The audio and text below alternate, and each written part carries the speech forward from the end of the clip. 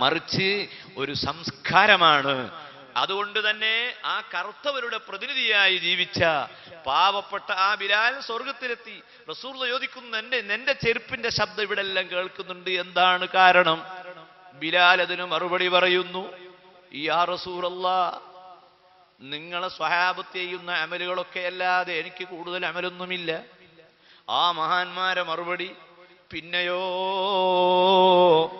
മാ തവല്ലഉതു ഇല്ലാ സ്വല്ലൈതു റകഅതൈൻ, എപ്പോൾ ഞാൻ വുളു എടുക്കുന്നുവോ ആ വുളു എടുത്ത ഉടനെ 2 റകഅത്ത് ഞാൻ നിസ്കരിക്കും. അതെന്റെ പതിവായിരുന്നു. ഒരു സൽക്കർമ്മം ഒരു മനുഷ്യൻ പതിവാക്കിയാൽ ആ പതിവാക്കിയ സൽക്കർമ്മം ആ മനുഷ്യനെ സ്വർഗത്തിലേക്ക് പിടിച്ചു കൊണ്ടുപോകുമെന്ന് സയ്യിദുൽ ബശർ ത്വാഹ റസൂലുള്ളാഹി സ്വല്ലല്ലാഹു അലൈഹി വസല്ലം. അതാണ് ഒരു സ്വഹാബി നിസ്കാരത്തിന് നേതൃത്വം നൽകുന്നു. ഏത് നിസ്കാരത്തിലും ഏത് റകഅത്തിലും അയാൾ ഫാത്തിഹ കഴിഞ്ഞാൽ ഏതെങ്കിലും ഒരു സൂറത്തോതും, ഒരു ഖുൽ ഹുവല്ലാഹു അഹദ് അദ്ദേഹം അതിന്റെ കൂടെ വെച്ചു കൊടുക്കും. റമദാനിൽ എപ്പോഴും നമ്മുടെ മനസ്സിലുള്ളതാണ് ഖുൽ ഹുവല്ലാഹു അഹദ്. ചില പള്ളിയിലൊക്കെ ചില ഇമാമുമാർ അതിങ്ങനെ ആവർത്തിക്കും. അത് ചില മൗമൂമുകളൊക്കെ അങ്ങനെ പരാതിയൊക്കെ പറയാറുണ്ട്, എന്താ ഉസ്താദേ ഒരു ഉഷാറുമില്ല, ഒരു ഫാത്തിഹ കേട്ട് മടുത്ത്, ഒരു അലന്തറ കൈഫയും ഒരു ഖുൽ ഹുവല്ലാഹു അഹദ്. അങ്ങനൊന്നും ഈ പറയണ്ട, നീ പരിഹസിക്കണ്ട, കളിയാക്കണ്ട. നിന്റെ ശരീരത്തെക്കാൾ ഭംഗി ഖുർആനിനുണ്ട്, നിന്റെ ശരീരത്തെക്കാൾ പുതുമ സൂറത്തുകൾക്കുണ്ട്. ഇമാം ഖുർത്തുബി അദ്ദേഹത്തിന്റെ തഫ്സീറിൽ പറയുന്നു, ചെറിയ സൂറത്ത് എന്ന് ഖുർആനിലെ ഒരു സൂറത്തിനെയും പറ്റി നീ പറയാൻ പാടില്ല, ചെറിയ ആയത്ത് എന്ന് ഖുർആനിലെ ഒരായത്തിനെയും പറ്റി നീ പറയാൻ പാടില്ല.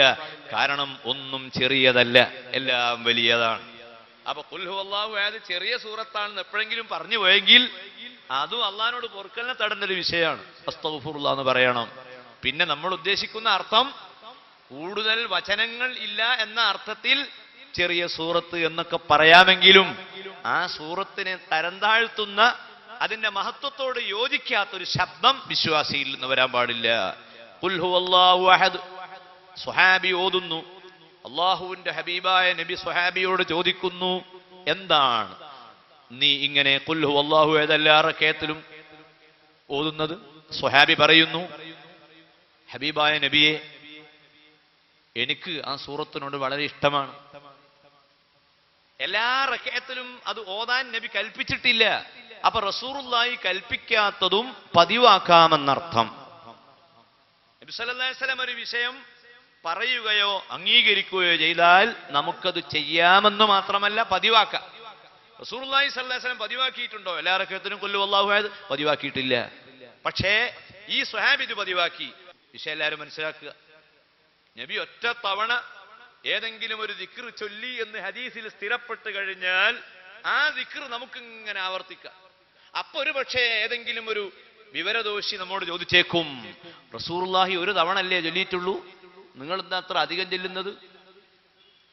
ചോദിക്കാൻ അവന് അവകാശമില്ല. കാരണം നിസ്കാരത്തിന്റെ റകഅത്തുകളിൽ ഖുൽ ഹുവല്ലാഹു അഹദ് പതിവാക്കിയപ്പോൾ ഇമാം ബുഖാരി ഉദ്ധരിച്ച ഹദീസിലതാ പരാതി വരുന്നു, എന്താണ് നിങ്ങൾ ഇങ്ങനെ പതിവാക്കുന്നത്? അതിന് മറുപടി, ഇന്നി ഉഹിബ്ബുഹാ, ആ സൂറത്തിനോട് എനിക്ക് ഇഷ്ടമാണ്. ഉടൻ റസൂലുള്ളാഹി സ്വല്ലല്ലാഹു അലൈഹി വസല്ലം എന്ന മറുപടി, ഇദൻ അങ്ങനെയാണെങ്കിൽ മഹബ്ബതുക ഇയ്യാഹാ തുദ്ഖിലുകൽ ജന്നah, ആ സൂറത്തിനോടുള്ള നിന്റെ സ്നേഹം നിന്നെ സ്വർഗത്തിലെത്തിക്കും. സഹോദരന്മാരെ, സുഹൃത്തുക്കളെ, ഏതെങ്കിലും ഒരു സൽക്കർമ്മം ഒരു മനുഷ്യൻ പതിവാക്കിയാൽ ആ പതിവാക്കിയ സൽക്കർമ്മം ആ മനുഷ്യനെ സ്വർഗത്തിലേക്ക് കൊണ്ടുപോകും. ചെറിയൊരു ശ്രദ്ധ നമുക്കുണ്ടായാൽ സ്വർഗം ലഭിക്കുമെന്നർത്ഥം. അർഹമുർ-റാഹിമീനായ റബ്ബ് സുബ്ഹാനഹു വ തആല ഈ മാസത്തിന്റെ ഹക്ക് കൊണ്ട് മഹാന്മാരായ സാദാത്തുക്കളുടെയും ഉലമാക്കളുടെയും ബർക്കത്ത് കൊണ്ട് ആ സ്വർഗത്തിലേക്ക് എത്താനുള്ള വഴികൾ നമുക്ക് എളുപ്പമാക്കി തരട്ടെ. നിങ്ങൾ ആലോചിക്കണം, പരലോകത്തിന്റെ ആ ചിന്തകൾ ഒരു മനുഷ്യന്റെ ഹൃദയത്തിൽ എല്ലാ സമയത്തും ഇങ്ങനെ അവൻ കൊണ്ടു നടന്നാൽ, നിസ്കാരത്തിൽ ആ ചിന്ത അതാ ഉണ്ടാക്കുന്നു. നിസ്കാരത്തിൽ പരലോകത്തിന്റെ ചിന്ത നിസ്കാരത്തിൽ കൊണ്ടുവരുന്നു. അത്തഹിയ്യാത്തുൽ അതാ പറയുന്നു, അല്ലാഹുവേ, ഖബറിന്റെ അദാബ് സഹിക്കാൻ എന്നെ കൊണ്ട് കഴിയില്ല. കുറെ കൊല്ലങ്ങൾക്ക് മുൻപ് എന്റെ നാട്ടിൽ ഒരു സാധാരണക്കാരനായ ഒരു കർഷകൻ എന്നോടൊരു ദിവസം ചോദിച്ചു. അയാളെ കണ്ടാൽ അങ്ങനെ ചോദിക്കുമെന്ന് തോന്നുകയില്ല, വളരെ സാധാരണക്കാരനാണ്. അയാൾ എന്നോട് ചോദിച്ചു, ഫൈസി, ഖബറിൽ കിടക്കണ്ടേ? ഖബറിൽ എങ്ങനെയാണ് കഴിയുക? നമ്മളെ വീട്ടിൽ ഒരു ദിവസം പോലും സുഹൃത്തുക്കളില്ലാതെ ജീവിക്കാൻ നമുക്ക് കഴിയുന്നില്ല. ഒരു ബന്ധുന്റെ ദിവസം പുറത്തിറങ്ങാൻ കഴിയാതെ ആയാൽ വീട്ടിൽ നമുക്ക് സമയം പോകുന്നില്ല.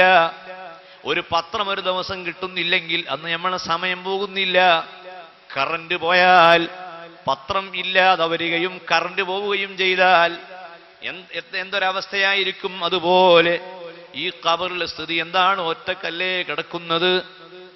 ആ സഹോദരനെ ചോദിച്ചപ്പോ ഞാൻ അദ്ദേഹത്തോട് പറഞ്ഞു, നിങ്ങൾ ഖുർആൻ ഓതാറുണ്ടോ? ഉണ്ട്. എങ്കിൽ ആ ഖുർആൻ നിങ്ങൾ ഖബറിലെത്തുന്ന സമയത്ത് ആ ഖുർആൻ നിങ്ങളെ കാവലിന് വരുന്നതാണ്. അല്ലാഹുമ്മ ഇന്നി അഊദു ബിക മിൻ അദാബിൽ ഖബരി, ഖബറിന്റെ അദാബിൽ നിന്ന് അല്ലാഹുവേ നിന്നോട് ഞാൻ കാവലിന് ചോദിക്കുന്നു.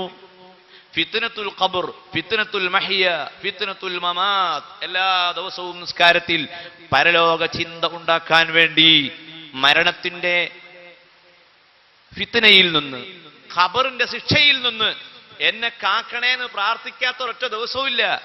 ഈ വക ദുആകൾ ഇങ്ങനെ നമ്മൾ ആവർത്തിക്കാനുള്ള കാരണം എന്താണ്? നിങ്ങൾ മനസ്സിലാക്കണം, മനുഷ്യനൊരു സ്വഭാവമുണ്ട്. മനുഷ്യനൊരു സ്വഭാവമുണ്ട്. അവൻ സ്വാർത്ഥ താല്പര്യം വളരെ കൂടുതലുള്ളവനാണ്. വളരെ സ്വാർത്ഥ താല്പര്യം വളരെ കൂടുതലുള്ള ഒരു ജീവിയാണ് മനുഷ്യൻ. പ്രകൃതിപരമായി അങ്ങനെ ആയതല്ല, പലരോടുമുള്ള ബന്ധം കൊണ്ട് അവൻ അങ്ങനെയായി മാറിയതാണ്. ബസ്സിൽ ഇങ്ങനെ യാത്ര ചെയ്യുമ്പോ ഒരാൾക്ക് സീറ്റ് കിട്ടി, മറ്റേ ആൾക്ക് സീറ്റ് കിട്ടിയില്ല. ഈ സീറ്റ് കിട്ടാതെ നിൽക്കുന്ന ആൾ ഇടയ്ക്കിടെ എങ്ങനെ നോക്കുന്നുണ്ട്, ആരെങ്കിലും ഇറങ്ങുന്നവരുണ്ടോ? ആ മുന്നിലുള്ള ആ തലക്കെട്ട് കെട്ടിയ ആള് മിക്കവാറും മർക്കസിന്റെ സ്റ്റോപ്പിൽ ഇറങ്ങാൻ സാധ്യത ഉണ്ട്. അയാളെ മാത്രം ഫോക്കസ് ചെയ്ത്. പക്ഷെ ആ സ്റ്റോപ്പിൽ എത്തിയിട്ടും അയാള് എഴുന്നേൽക്കുന്നില്ല. ഓരോരോ പഹയന്മാര്, അവർക്കൊക്കെ ഇവിടെ ഇറങ്ങിക്കൂടെ? എന്നാ നമുക്ക് ഇവിടെ ഇരിക്കാലോ, അതാ വിഷയം. ആ വാഹനം ഇങ്ങനെ മുന്നോട്ട് പോയി. പിന്നെ നമ്മൾ വേറൊരാളെ ഫോക്കസ് ചെയ്തു. ഡ്രൈവറെ നേരെ പിന്നിലുണ്ട് ഒരാൾ. അയാൾ ഇടയ്ക്കിടെ സാധനങ്ങൾ ഇങ്ങനെ എടുക്കുകയും പൊക്കുകയും ഒക്കെ ചെയ്യുന്നുണ്ട്. നമുക്ക് തോന്നി മിക്കവാറും അടുത്ത സ്റ്റോപ്പിൽ ഈ സാധനം എല്ലാം കൂടി ആയിട്ട് ഇറങ്ങും. പക്ഷെ അയാൾ ഇറങ്ങാനല്ല, അയാളൊരു വസുവാസുള്ള ആളാ. അയാൾ ഇടയ്ക്കിടെ ആ ബാഗ് ഇങ്ങനെ നോക്കുകയാണ്, നമ്മളെ സാധനമൊക്കെ ബാഗിലുണ്ടോ അല്ലേ. അയാളെക്കുള്ള നമ്മൾ വല്ലാത്തൊരു നോട്ടം നോക്കി. എന്റെ റബ്ബേ, ഇദ്ദേഹം ഇറങ്ങുന്നില്ലല്ലോ, എത്ര സമയമായി. നമ്മളെടുത്ത ടിക്കറ്റും ഇയാളെടുത്ത ടിക്കറ്റും ഒക്കെ ക്യാഷ് ഒരുപോലെയാണ്. നമ്മളിങ്ങനെ നിൽക്കുക, മൂപ്പരിങ്ങനെ ഇരിക്കുക, ഓരോരോ കഥ അല്ലേ.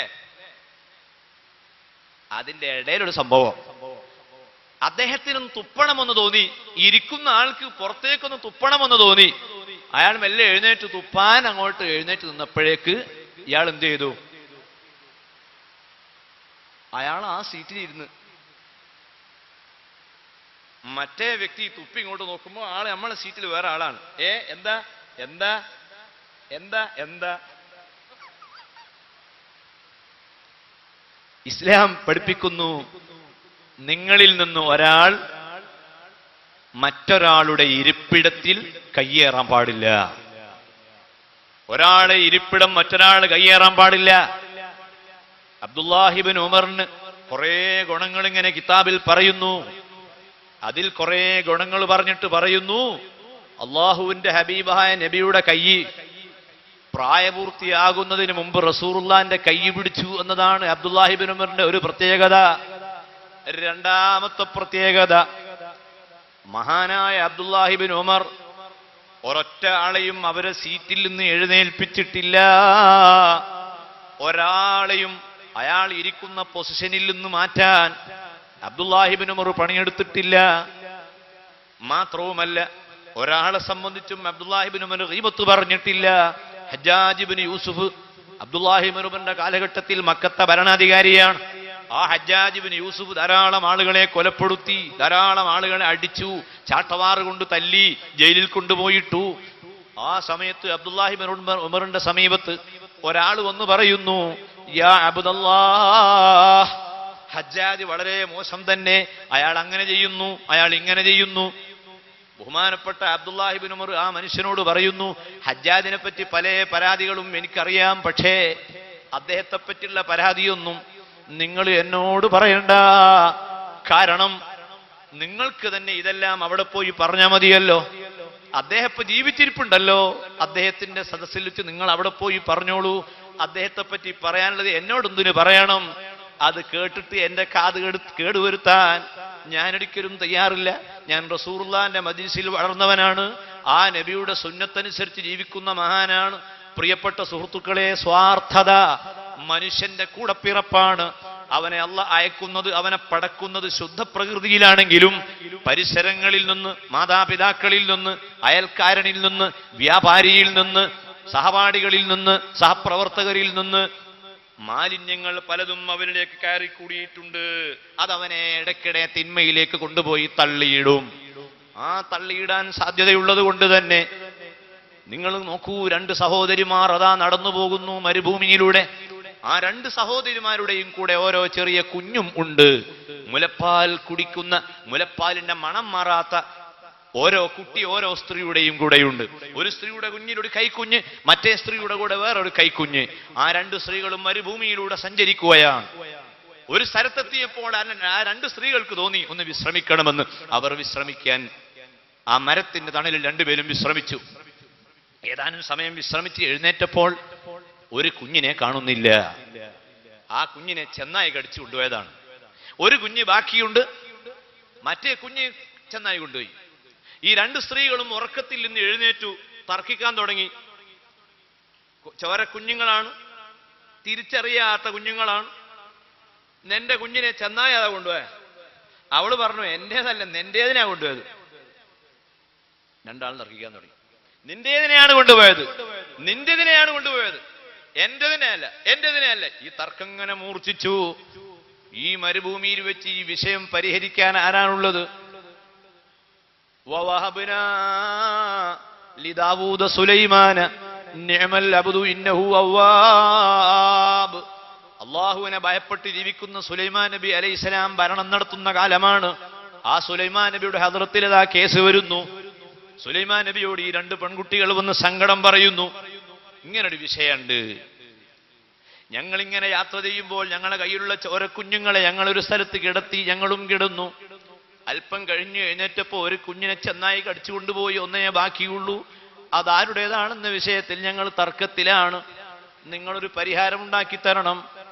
സുബ്ഹാനല്ലാഹ്, സുലൈമാൻ നബി അലൈഹി സ്വലാത്തു വസ്സലാമിന് അവിടെ പരിഹാരം നൽകേണ്ടതുണ്ട്. പ്രവാചകനാണ്.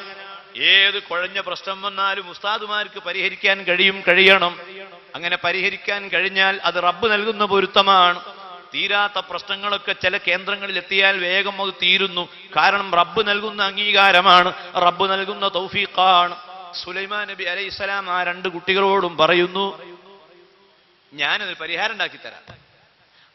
ഒരു കുഞ്ഞല്ലേ ഇപ്പൊ ഉള്ളൂ, അതെ, ഇത് നിങ്ങൾ 2 പേർക്കും ഞാൻ പകുതിയാക്കി തരാം.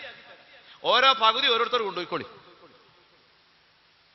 നിങ്ങൾ നല്ലൊരു കത്തി കൊണ്ടുവന്നാൽ ഞാൻ ഈ കുഞ്ഞിനെ മുറിച്ച് പകുതിയും പകുതിയുമാക്കി നിങ്ങൾക്കിടയിൽ വിഭജിക്കാം.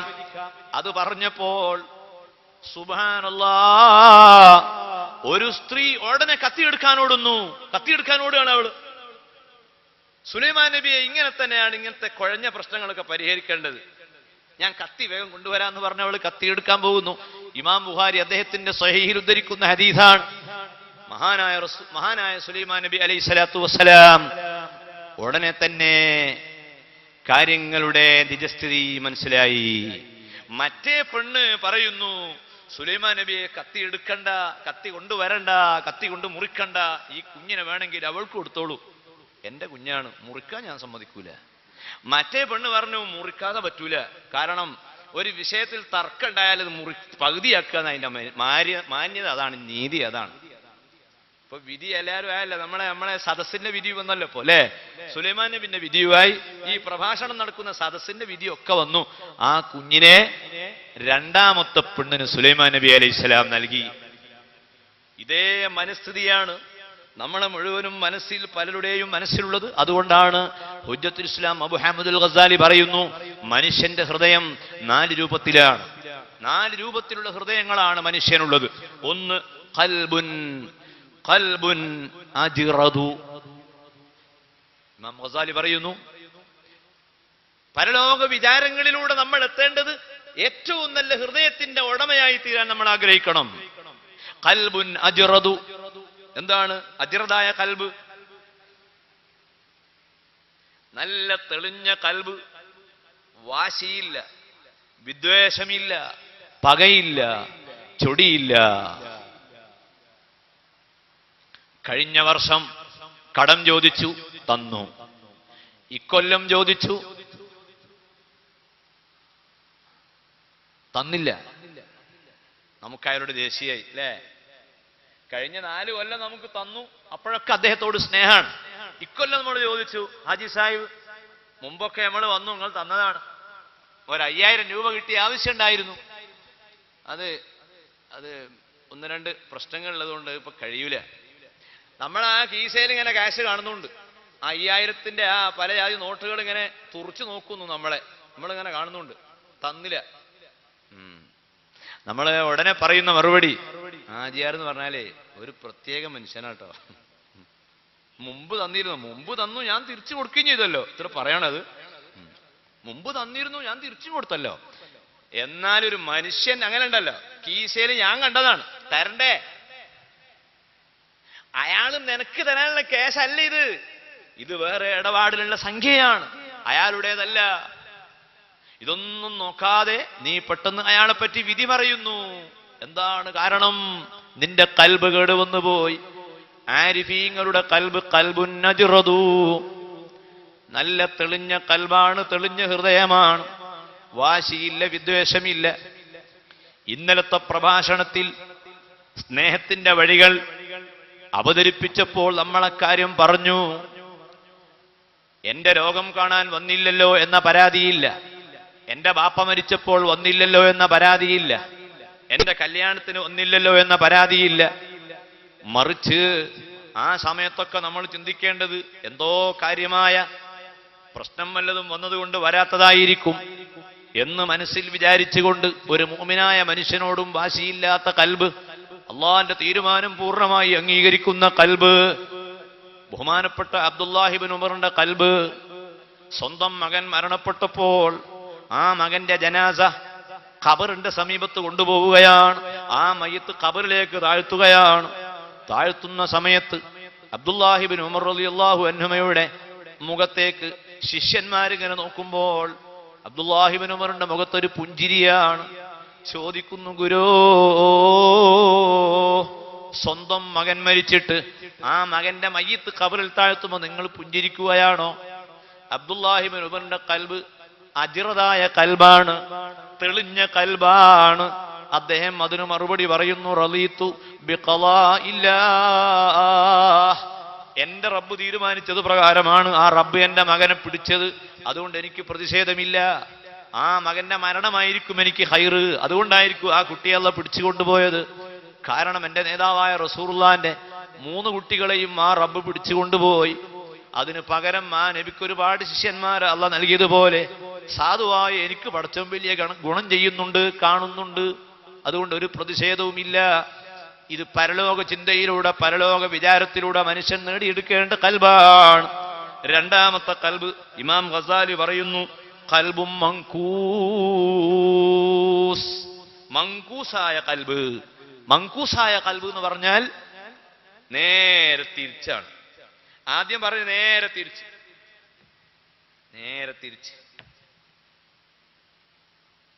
നമ്മുടെ അടുത്ത വീട്ടിൽ ഒരു മരണം നടന്നു. ഒരാശാരി അല്ലെങ്കിൽ ആചാരി, മലയാളത്തിലെ ആചാരിയായിരിക്കും പിന്നീട് ആശാരിയായത് എന്ന് തോന്നുന്നു, ഏതോ ആവട്ടെ. ആചാരിയുടെ കുട്ടി മരിച്ചു. മെഡിക്കൽ കോളേജ് ആശുപത്രിയിൽ വെച്ചാണ് മരിക്കുന്നത്. ആ മരണമുണ്ടായപ്പോൾ ഒരു സൗഹാർദ്ദ പ്രതിനിധി എന്ന നിലയിൽ പോയി. ആ ഡെഡ് ബോഡി വീട്ടിലേക്ക് കൊണ്ടുവരുമ്പോ ആ വീട്ടിലെ ആൾക്കാർ വിളിച്ചു പറയാണ്, ദൈവത്തിന് കണ്ണ് കാണാൻ വയ്യേ, ദൈവത്തിന് കണ്ണ് കാണാൻ വയ്യേ. ഇതാണ് ഈമാനില്ലാത്ത മനുഷ്യന്റെ കൽബ്. എന്തെങ്കിലും ഒരു വിഷമം അവന്റെ കുടുംബത്തിൽ സംഭവിച്ചാൽ അവൻ റബ്ബിനതാ ആക്ഷേപിക്കുന്നു, അള്ളാഹുവിനവൻ കുറ്റം പറയുന്നു. എന്താണ് നമ്മളോട് മര്യാദ ചെയ്യാത്തത് എന്ന് അവൻ ചിന്തിച്ചു പോകുന്നു. ഓ സഹോദര, ഉമ്മാന്റെ ഗർഭത്തിൽ നിന്ന് പുറത്തു വന്നപ്പോൾ 2 കൈയും പൂട്ടിപ്പിടിച്ചുകൊണ്ട് പുറത്തേക്ക് വന്ന സമയം, ആ ഉമ്മാന്റെ ഗർഭാശയത്തിൽ നിന്ന് പുറത്തേക്ക് വന്നപ്പോ ഒന്നും നിന്റെ കയ്യിലില്ല. അങ്ങനെ കടന്നു വന്ന നീ എത്ര സമ്പാദിച്ചു? ഇന്ന് നിനക്ക് ടൗണിൽ കെട്ടിടമുണ്ട്, നല്ല ഭാര്യയുണ്ട്, മക്കളുണ്ട്, ടെലിഫോണുണ്ട്, മൊബൈലുണ്ട്. മൊബൈൽ 2-3 എണ്ണുണ്ട്. എല്ലാം വർക്ക് ചെയ്യുന്നുണ്ടോ അല്ലെ വേറെ വിഷയം. എല്ലാ സൗകര്യവുമുണ്ട്. ഈ സൗകര്യമെല്ലാം ഉള്ള നീ ഇപ്പോൾ നിനക്ക് തോന്നുന്നു ഇപ്പൊ ഞാൻ തുടങ്ങിയ കച്ചവടം അല്പം പൊളിവാണ്, പരാജയമാണ്. അത് പടച്ചവനെ നമുക്കൊരു വേണ്ട ചെയ്തു തന്നില്ല എന്ന് നിന്റെ കൽവിൽ റബ്ബിനോട് നന്ദിയില്ലാത്ത വിചാരം വന്നുപോയാൽ പരലോക ചിന്ത നിന്റെ മനസ്സിൽ വേണ്ടത്ര അളവിൽ വന്നിട്ടില്ല എന്നാണ് അതിന്റെ അർത്ഥം. മൂന്നാമത് ഇമാം ഗസാലി പറയുന്നു, ഖൽബുൻ അഗ്ലഫൂ. ഒരു മനുഷ്യന്റെ ഹൃദയത്തിന്, ആ ഹൃദയത്തിന്റെ മുകളിൽ ചെറിയൊരു കവർ മൂടി കിടക്കുന്നു. ആ പാട കൊണ്ട് മൂടിക്കിടക്കുന്ന കൽബ്. ഈ സദസ്സിലുള്ള നമ്മുടെയൊക്കെ കൽബുകൾ അങ്ങനെയാവാനാണ് സാധ്യത. പക്ഷേ അത് അപകടമാണ്. കാരണം അത് മുനാഫിക്കിന്റെ അടയാളമാണ്. പടച്ചവൻ കാത്തുരക്ഷിക്കട്ടെ. കൽബിന്റെ മുകളിലൊരു പാട, ആ പാടയങ്ങ് നീക്കിയാൽ റസൂലുള്ളാഹിനോട് നല്ല മഹബത്തുണ്ടായാൽ നിന്റെ കൽബിന്റെ മുകളിലുള്ള പാട എടുത്തു പോകും.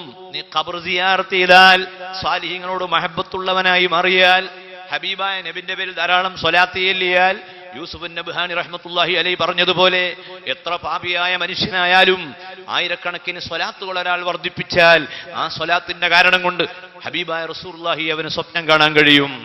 കൽബിലുള്ള പാടകൾ, മൂടികൾ നീങ്ങിക്കിട്ടാൻ മനുഷ്യൻ ഉത്സാഹിക്കണം പരലോക ചിന്തയിലൂടെ, സ്വലാത്തിലൂടെ. നാലാമത്തൊരു കൽബുണ്ട്. ഇമാം ഗസാലി പറയുന്നു, ഖൽബുൻ മുസഫ്ഫഹുൻ. അത് അടിച്ചു പരത്തപ്പെട്ട കൽബാണ്. ആ കൽബിൽ ഈമാനും ഉണ്ട്, നിഫാഖും ഉണ്ട്. രണ്ടും മിക്സായി കിടക്കുകയാണ്. ഈ 4 കൽബിൽ നിന്ന് ആരിഫീങ്ങളുടെ കൽബ് ലഭിക്കാൻ വേണ്ടി എല്ലാ സമയത്തും പരലോകത്തെ പറ്റിയുള്ള ചിന്ത നിന്റെ മനസ്സിൽ നീ എപ്പോഴും രൂപപ്പെടുത്തിയെടുക്കണം. എല്ലാ നടത്തത്തിലും ആ ചിന്ത വേണം. എല്ലാ ഇരുത്തത്തിലും ആ വിചാരം വേണം. ഇടയ്ക്കിടെ നീ മഹാന്മാരായ ആളുകളെ സന്ദർശിക്കണം. ഖബറുകൾ നീ സിയാറത്ത് ചെയ്യണം. ഖബറുകൾ സിയാറത്ത് ചെയ്ത് ഖബർ സിയാറത്തിനെ വർദ്ധിപ്പിച്ചാൽ മനുഷ്യന്റെ ഹൃദയമതാ നല്ല നല്ല ഹൃദയമായി മാറുന്നു. ഇദാ ഹബ്ബത്ത് റിയാഹുക ഫഗ്തനിംഹാ ഫഇന്ന ലികുല്ലി ഖാഫിഖത്തിൻ സുകൂനു വലാ തഗ്ഫൽ അനിൽ ഇഹ്സാനി ഫീഹാ ഫമാ തദ്രി സുകൂനു മതാ യകൂനു. നിനക്ക് അനുകൂലമായ അന്തരീക്ഷ സദസ്സ് എവിടെ കിട്ടിയോ അതൊക്കെ നീ ഉപയോഗപ്പെടുത്തണം. അതാ വലിയൊരു സമ്മേളനം നടക്കുന്നു. ആ സമ്മേളനത്തിന്റെ വേദിയിൽ ഇവന് സീറ്റ് കിട്ടിയത് വളരെ പിന്നിലാണ്. ആ പിന്നിൽ നിൽക്കുന്ന സമയത്ത് ഇവനോട് സെക്യൂരിറ്റി ഗാർഡ്, സമ്മേളനത്തിന്റെ വളണ്ടിയർ പറഞ്ഞു, ഒന്നങ്ങോട്ട് മാറുന്നുണ്ട്. മാറാൻ പറഞ്ഞപ്പോ ഇവൻ പറഞ്ഞു, ഞാൻ മാറാൻ പറയുന്നു. നിങ്ങളോടാ പറഞ്ഞു മാറാൻ. ആ സെക്യൂരിറ്റിയെ വഴിപ്പെട്ട് ആ വന്ന മനുഷ്യൻ ഇങ്ങോട്ട് മാറി നിന്നു, ഒരു സൈഡിലേക്ക് മാറി നിന്നു. സ്റ്റേജിലാണെങ്കിൽ വലിയ സയ്യിദുമാരുണ്ട്, ആലിമീങ്ങളുണ്ട്, ശദ്ദാദ് തങ്ങളെ പോലത്തെ വലിയ തങ്ങന്മാർ, ദുആന് ഉത്തരമുള്ള മഹാന്മാർ വേദിയിലുണ്ട്. ആ സദസ്സിൽ വെച്ച് ഇങ്ങനെ പ്രസംഗിച്ച് ദ്വാർക്കുന്ന സമയം, ദുആ നടക്കുന്നതിന്റെ ഇടയിൽ ആ സ്റ്റേജിലുള്ള വലിയ തങ്ങൾ വലഭാഗത്തേക്ക് ചൂണ്ടിയിട്ട് പറഞ്ഞു, ആ നിൽക്കുന്ന മനുഷ്യനല്ല, അവിടെ നിൽക്കുന്ന മനുഷ്യൻ, അയാൾ ലേശം മുന്നോട്ട് വന്നു, ഇവിടെ സീറ്റ് ഒഴിവുണ്ട് എന്നുള്ളത്. ബഹുമാനപ്പെട്ട മുഗീറത്ത് ഇബ്നു ശുഅബ റളിയല്ലാഹു അൻഹുവിന്റെ ചരിത്രം നിങ്ങൾ കേട്ടിട്ടില്ലയോ ഉമ്മമാരെ? മുഗീറത്ത് ഇബ്നു ശുഅബ കേരളത്തിൽ വന്ന സ്വഹാബിയാണ്. ഈ കേരളത്തിൽ വരാൻ ഭാഗ്യമുണ്ടായ സ്വഹാബിയാണ്. ആ മുഗീറത്ത് ഇബ്നു ശുഅബ റളിയല്ലാഹു അൻഹുവിന് ഒരു ദിവസം ഉമർ ഇബ്നുൽ ഖത്താബ് റളിയല്ലാഹു അൻഹുവിനെ കാണാൻ വലിയ ആഗ്രഹം തോന്നി. കാരണം ഭരണാധികാരിയാണ്, ഖലീഫയാണ്, അമീറുൽ മുഅ്മിനീനാണ്, ദുആവിന് ഉത്തരമുള്ള മഹാനാണ്. ആ ഉമർ ഇബ്നുൽ ഖത്താബ് റളിയല്ലാഹു അൻഹുവിനെ കാണാൻ വേണ്ടി മുഗീറത്ത് ഇബ്നു ശുഅബ വരുമ്പോൾ പാറാവുകാരൻ തടഞ്ഞു വെച്ച്, നിൽക്കവിടെ, കയറണ്ടെന്ന്. മഹാനായ മുഗീറത്ത് ഇബ്നു ശുഅബ റളിയല്ലാഹു അൻഹു വേദനിച്ചു പോയി. ഇത് വല്ലാത്തൊരു തടയൽ തന്നെ. അമീറുൽ മുഅ്മിനീൻ ഒന്ന് കാണാൻ വരുമ്പോൾ സെക്യൂരിറ്റി, ആ സെക്യൂരിറ്റിയോട് ബഹുമാനപ്പെട്ട മുഗീറത്ത് ഇബ്നു ശുഅബ കയർത്ത് സംസാരിച്ചില്ല. മറിച്ച് മുഗീറത്ത് ഇബ്നു ശുഅബ റളിയല്ലാഹു അൻഹു തന്റെ തലയിലുള്ള തൊപ്പിയും തലപ്പാവും, മുഗീറത്ത് എപ്പോഴും തൊപ്പിയും തലക്കെട്ടുണ്ടാവും. അത് സ്വഹാബത്തിന്റെ മര്യാദയാണ്, സ്വഹാബത്തിന്റെ പതിവാണ്. ആ തൊപ്പിയും തലപ്പാവും അഴിച്ച് സെക്യൂരിറ്റിക്ക് കൊടുത്തു. അയാൾ തലയിൽ വെച്ച് കൊടുത്തിട്ട് പറഞ്ഞു, പിന്നെ എനിക്കകത്തൊന്ന് കയറണം. സെക്യൂരിറ്റിന്റെ മനസ്സ് മാറിപ്പോയി. കാരണം തൊപ്പിയും തലക്കെട്ടും കിട്ടിയല്ലോ. അക്കാലത്ത് എല്ലാവരും തൊപ്പി ഇഷ്ടപ്പെടുന്നവരാണ്. സ്വഹാബിയായ മുഗീറത്ത് ഇബ്നു ശുഅബിന്റെ തൊപ്പിയും തലപ്പാവും കിട്ടിയപ്പോൾ സെക്യൂരിറ്റിക്ക് വളരെ ആഹ്ലാദം. മുഗീറയോട് പറഞ്ഞു, വേഗം അകത്തോട്ട് കയറിക്കോളൂ. മുഗീറ അകത്ത് കയറി ഉമർ ഖത്താബിന്റെ അടുത്ത് പോയിരുന്നു. ചരിത്രത്തിൽ പറയുന്നു, പിന്നെ എപ്പം മുഗീറത്ത് ഇബ്നു ശുഅബ വന്നാലും സെക്യൂരിറ്റി നോക്കുകയില്ല, വേഗം അകത്തേക്ക് കയറ്റും. മുഗീറ കയറുകയും ചെയ്യും. ഇസ്ലാമിൽ ആദ്യത്തെ കൈക്കൂലി ഇതാണോ എന്ന് ആരോ ഒരു ചർച്ചയും അതിന്റെ ഇടയിൽ നടത്തി. പക്ഷേ അത് കൈക്കൂലിയല്ല, അത് സുഹബത്തിന് വേണ്ടി, ഒരു നല്ല മനുഷ്യനെ കാണാൻ വേണ്ടി പോയപ്പോൾ റഗ്ബത്തും ഫിൽ ഖൈർ, നല്ല വിഷയത്തിലുള്ള താല്പര്യമാണ്. പൈസ ഉണ്ടാക്കാൻ പോവുകയല്ല, ബിസിനസിന് പോവുകയല്ല, ആരെയും ദ്രോഹിക്കുകയല്ല. പിന്നെയോ വലിയ ഭരണാധികാരിയായ ഉമർ ഇബ്നുൽ ഖത്താബ് എന്ന് പറയുന്ന വലിയ നേതാവിനെ കണ്ട് ആ കാണൽ കൊണ്ട് വലിയ ഗുണം കിട്ടണമെന്ന് മനസ്സിലാക്കിയ മഹാനായ മുഗീറത്ത് ഇബ്നു ശുഅബ റളിയല്ലാഹു അൻഹു തന്റെ തലപ്പാവ് സമ്മാനിച്ചതാണ്. വലം മുരിദ് സഹറത്തദ് ദുനിയല്ലതി ഖതഫത് യദാ സുഹൈരിൻ ബിമാ അസ്നാ അലാ അരിമി മൗലായ സ്വല്ലി വസല്ലിം ദായിമൻ അബദ അലാ ഹബീബിക ഖൈ വലം ഉരിദ് സഹറത്തദ് ദുനിയല്ലതി ഖതഫത് യദാ സുഹൈർ ഇബ്നു അബീ സൽമ പാട്ടുപാടിയാൽ, കവിത ചൊല്ലിയാൽ രാജാവിന്റെ കൊട്ടാരത്തിൽ നിന്ന് വലിയ സമ്മാനങ്ങൾ ഏറ്റുവാങ്ങാറുണ്ട്. എന്നാൽ റസൂലുള്ളാഹിനെ പറ്റി ഞാൻ മദ്ഹ് പാടുന്നത് എനിക്കെന്തെങ്കിലും ഭൗതികമായ ലാഭം കിട്ടാൻ വേണ്ടിയല്ല, മറിച്ച് ഹുവൽ ഹബീബുല്ലദി തുർജാ ശഫാഅതുഹു ലികുല്ലി ഹൗലിൻ മിനൽ അഹ്വാലി മുഖ്തഹിമി മൗലായ സ്വല്ലി വസൽ വേണ്ടിയാണ്, ആ മഹബത്തിന് വേണ്ടിയാണ്. ആ നിയ്യത്തോടുകൂടി ഉസ്താദുമാർക്ക് സമ്മാനങ്ങൾ കൊടുക്കാം, ആ നിയ്യത്തോടുകൂടി കുപ്പായത്തിന്റെ തുണി കൊടുക്കാം. മദ്രസയിലെ സദർ ഉസ്താദ് അദ്ദേഹമാണ് നമ്മൾ ഗൾഫിൽ പോകുമ്പോൾ നമുക്ക് ഫാത്തിഹ ഓതി ദുആ ചെയ്തു തന്നത്. അങ്ങനെയാണ് 5 കൊല്ലം മുമ്പ് നമ്മൾ ബഹ്റൈനിലേക്ക് കയറിയത്. ആ ബഹ്റൈനിൽ 2 കൊല്ലം താമസിച്ച് തിരിച്ചു വന്നു. ഷർട്ടിന്റെ പീസ് ഭാര്യക്കും മറ്റെല്ലാവർക്കും ഉണ്ട്. ഒന്ന് നമ്മൾ ഉസ്താദിനാണ്, നേരെ അങ്ങ് എത്തിച്ചു കൊടുക്കുന്നു. ഉസ്താദെ, ഇതൊരു സന്തോഷത്തിനാ, ഇത് കൈക്കൂലിയല്ല, ഇത് മഹബത്തിന് വേണ്ടി കൊടുക്കലാണ്. അള്ളാഹുവിന്റെ റസൂലിന് സ്വഹാബത്ത് അങ്ങനെ കൊടുക്കാറുണ്ടായിരുന്നു. അള്ളാഹുവിന്റെ ഹബീബായ നബിക്ക് യമനിൽ നിന്ന് വന്നപ്പോൾ ചുവന്നൊരു തട്ടം കൊടുത്തു ഒരു സ്വഹാബി. അങ്ങനെ ഏതെങ്കിലും ഒരു തട്ടം ഉസ്താദിന് കിട്ടിയാൽ, അങ്ങനെ കുറെ കട്ട് പീസൊക്കെ മൂപ്പരയിൽ ഉണ്ടാവുമ്പോൾ അദ്ദേഹം അതിൽ ശിഷ്യന്മാർക്ക് കൊടുക്കുകയും ചെയ്താൽ പിന്നെ ഇങ്ങനെ കിട്ടും. അല്ലാതെ അതുകൊണ്ടുപോയി മൂപ്പര് വിൽക്കാൻ തുടങ്ങിയാലോ അതിന്റെ ബർക്കത്ത് പോവും. അതുകൊണ്ട് തന്നെ ആ സ്വഹാബിക്ക് അത് കിട്ടിയ, റസൂലുള്ളാഹിക്ക് ഈ ചുവന്ന തുണി കിട്ടിയപ്പോ, കുപ്പായം കിട്ടിയപ്പോ വേറൊരു സ്വഹാബി സഹീൽ ഇബ്നു സഅദ് റളിയല്ലാഹു അൻഹു, സഹീൽ ഇബ്നു സഅദിൽ നിന്ന് നിവേദനം, സയ്യിദുൽ ബശർ റസൂലുള്ളാഹിയുടെ സമീപത്ത് ഒരാൾ വന്നിട്ട് പറഞ്ഞു, മാ അഹ്സന ഹാദാ യാ റസൂലല്ലാഹ്, അല്ലാഹുവിന്റെ ഹബീബായ നബിയെ, നിങ്ങൾക്ക് ഈ ചുവന്ന ഈ പുതപ്പ് നന്നായി ചേരുന്നുണ്ട്, അയത്തിനി യാ റസൂലല്ലാഹ്, എനിക്ക് തരുമോന്ന് ചോദിച്ചു. അപ്പൊ സ്വഹാബത്ത് ഇയാളോട് പറഞ്ഞു, എടോ റസൂലുള്ളാഹി സ്വല്ലല്ലാഹു അലൈഹി വസല്ലമക്ക് ഒരാള് വളരെ സന്തോഷത്തോടു കൂടി കൊടുത്തൊരു സമ്മാനം, നീ അത് വാങ്ങുകയാണോ? അപ്പൊ സ്വഹാബി പറയുന്നു, ഞാനിത് കച്ചവടം ചെയ്യാനല്ല, എനിക്കിത് കൊണ്ട് വേറെ ലാഭം എടുക്കാനല്ല, ഒരൊറ്റ നിയ്യത്തേ ഉള്ളൂ, ലിതകൂന കഫനീ, ഞാനങ്ങ് മരിച്ചാൽ എന്റെ മയ്യത്ത് കഫൻ തുണിയിൽ വെക്കുമ്പോൾ റസൂലുള്ളാഹിന്റെ ശരീരത്തിൽ തൊട്ട ഈ തുണി എന്റെ കഫൻ തുണിയുടെ കൂടെ വെക്കണം. എന്നാൽ ഖബറിൽ ആരുമില്ലാത്ത സമയം, ബേജാറുള്ള സമയം, മുങ്കർ നക്കീർ വന്ന് ചോദിക്കുമ്പോൾ ഇമാം ഷിബിലി പാടിയതുപോലെ മുങ്കർ നക്കീർ ചോദിക്കാൻ വരുന്ന സമയത്ത് ഇമാം ഫഖ്റുദ്ദീൻ റാസി പറയുന്നു, ഷിബിലി പാടുന്നു, ഇന്ന ബൈതൻ അൻത സാകിനുഹു ലൈസ മുഹ്താജൻ ഇല സുർജി. ഖബറിൽ വെച്ച് പാടുക. സ്വലാത്തിന്റെ മഹത്വം കൊണ്ട് ഹബീബായ റസൂലുള്ളാഹി സ്വല്ലല്ലാഹി അലൈഹി വസല്ലമയുമായി ബന്ധമുള്ള ഒരു വസ്തു നമ്മുടെ കയ്യിലുണ്ടായാൽ പൊരുത്തമാണ്. സഹോദരന്മാരെ, സുഹൃത്തുക്കളെ, നമ്മുടെ കൽബ് തെളിഞ്ഞ കൽബായി മാറണമെങ്കിൽ കുറച്ച് പ്രയാസമുണ്ട്. നന്നായി അധ്വാനിക്കാതെ കഴിയുകയില്ല. നഫ്സിനെ പിടിച്ച് കെട്ടാൻ കഴിയണം. മോട്ട് കാണിക്കുന്ന ഒട്ടകത്തേക്കാൾ കുതിരയേക്കാൾ വാശിയുള്ള കൽബാണ്. ഭാര്യയോട് പലപ്പോഴും ആ വാശി നമ്മൾ കാണിച്ചിട്ടുണ്ട്. മക്കളോട് പലപ്പോഴും നാം അത് കാണിച്ചിട്ടുണ്ട്. നമ്മളെ കീഴിലുള്ളവരോട് നമ്മൾ പലപ്പോഴും അത് കാണിച്ചിട്ടുണ്ട്. പക്ഷേ ആ കൽബിനങ്ങോട്ട് മെരുക്കിയെടുത്ത് കിടക്കേണ്ട സ്ഥലം ഏതാണെന്ന ചിന്ത നമ്മളെ കൽബിൽ വരണം. എവിടെയാണ് കൊണ്ടുപോയി വെക്കുക എന്ന ആലോചന വേണം. നിങ്ങളുടെയും എന്റെയും പ്രായമുള്ള എത്ര ആളുകൾ മരിച്ചുപോയി? ആ മരിച്ച ആളുകൾ എവിടെയാണ്? നബാത്തിയ ഖുതുബ എടുത്തു നോക്ക്.